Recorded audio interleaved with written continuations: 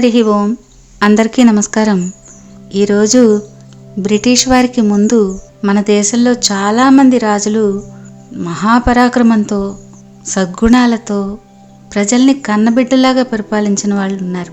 అలాంటి వారిలో ఒక రాజుని గురించి చెప్పుకుందాము. చాలా కాలం క్రితం, అంటే క్రీస్తు పూర్వం 2వ శతాబ్దానికి చెందిన కుషాణ వంశస్థుడైన కనిష్కుడు పురుషపురాన్ని రాజధానిగా చేసుకుని ఉత్తర భారతదేశాన్ని పరిపాలించాడు.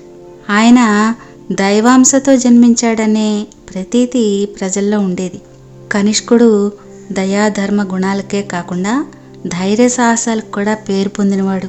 ఆ రోజుల్లో బలవంతులైన అనేక మంది రాజుల్ని జయించి తనకి సామంతులుగా చేసుకున్నాడు. అలాంటి సామంత రాజులలో కన్యాకుబ్జపు రాజు ఒకడు. కనిష్కుడి పుట్టినరోజు పండుగకి సామంతరాజులు కానుకలు పంపుతూ ఉండడం ఒక ఆచారంగా ఉండేది. ఒకసారి అతడి పుట్టినరోజు పండుగకి కన్యాకుబ్జరాజు తన కానుకగా ఒక పట్టు వస్త్రాన్ని పంపించాడు. ఆ కానుక కనిష్కుడిని ఎంతగానో ఆకర్షించింది. దీన్ని ఒక అంగరకగా కుట్టించుకుంటే బాగుంటుంది అనుకున్నాడు. అంగరక అంటే ఈ రోజుల్లో చొక్కా అన్నమాట, షర్ట్. దర్జీవాణ్ణి పిలిపించి ఒక్క వారం రోజుల్లో అంగరక కుట్టుకురావాల్సిందని చెప్పాడు. వారం కాదు కదా, 2 వారాలు గడిచినా దర్జీ అంగరక తయారు చేసి తేలేదు. కనిష్కుడికి కోపం వచ్చేసింది. దర్జీవాణ్ణి ఉన్నవాణ్ణి ఉన్నట్టు పట్టుకురావాల్సిందని భటుల్ని ఆజ్ఞాపించాడు. భటులు వెళ్ళి అతన్ని కనిష్కుడి దగ్గరికి లాక్కువచ్చారు. ఇంత ఆలస్యానికి కారణం ఏమిటని దర్జీని కఠినంగా ప్రశ్నించాడు కనిష్కుడు. అందుకు దర్జీ చేతులు జోడించి, మహాప్రభు, ఇందులో నా తప్పేమీ లేదు. తమరు అంగరగా కుట్టమని ఇచ్చిన పట్టుగుడ్డ మీద 2 పాద చిహ్నాలు నేయబడి ఉన్నాయి.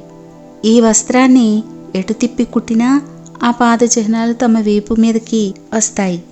తమరే చిత్తగించండి అంటూ పట్టుగుడ్డని కనిష్కుడికి ఇచ్చాడు. కనిష్కుడికి పట్టరాని కోపం వచ్చింది. ఆ పట్టు వస్త్రాన్ని సూక్ష్మంగా పరిశీలించి చూస్తే దర్జీ చెప్పినది సత్యమే అని తెలిసింది.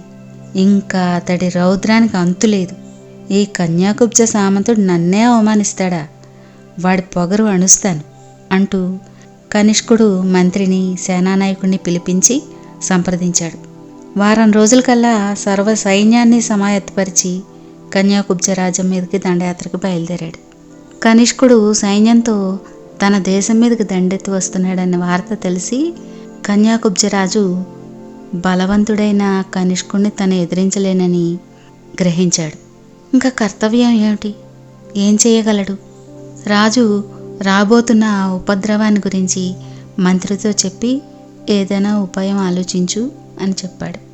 అందుకు మంత్రి, మహారాజా, నేను ముందే తమకి ఆ రకమైన కానుక పంపించవద్దని మనవి చేసుకున్నాను.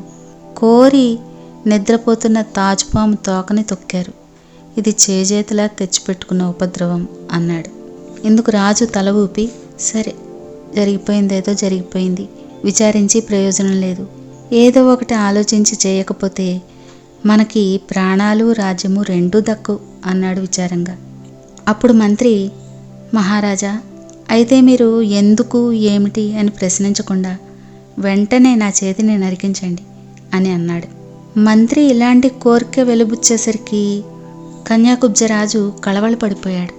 ఆయనకి రాజభక్తిపరుడైన మంత్రి గురించి పూర్తిగా తెలుసు. అతనికి అంగవిచ్ఛేదం కలిగించడం సుతరామం ఇష్టం లేదు. కానీ చేసేది ఏమీ లేక తలారిని పిలిపించి మంత్రి చేతిని నరికించాడు.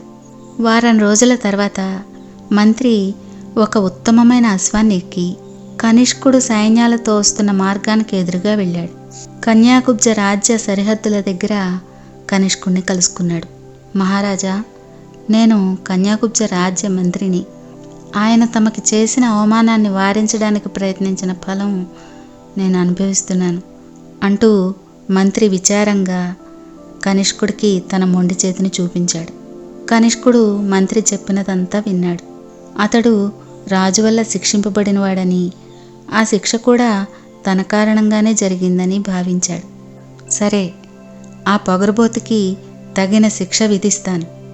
త్వరలోనే వాణ్ణి యమపురికి పయనం కట్టిస్తాను అని కనిష్కుడు మంత్రిని ఊరడించాడు. కానీ మంత్రి అంతటితో ఊరుకోలేదు. మహారాజా, ప్రతీకారం జరిగితే గాని నా మనసుకు శాంతి కలగదు. మీరు దండెత్తి వస్తున్నారని తెలిసి ఆ రాజు పట్టణం వదిలాడు. అతడు ఎటుకేసిపోతున్నాడో నాకు తెలుసు. మనం అతడి దారిని అడ్డగించి పట్టుకోవాలి అని చెప్పాడు మంత్రి. కనిష్కుడు అలాగే అని కన్యాకుబ్జ రాజును పట్టుకోవడం ఎలాగో తెలియపరచమన్నాడు. అందుకు మంత్రి, మహారాజా, అతన్ని చేజిక్కించుకోవాలంటే మనకి రెండు మార్గాలున్నాయి. ఒక మార్గాన్ని అనుసరించిపోతే సరిగ్గా 40 దినాలు పడుతుంది.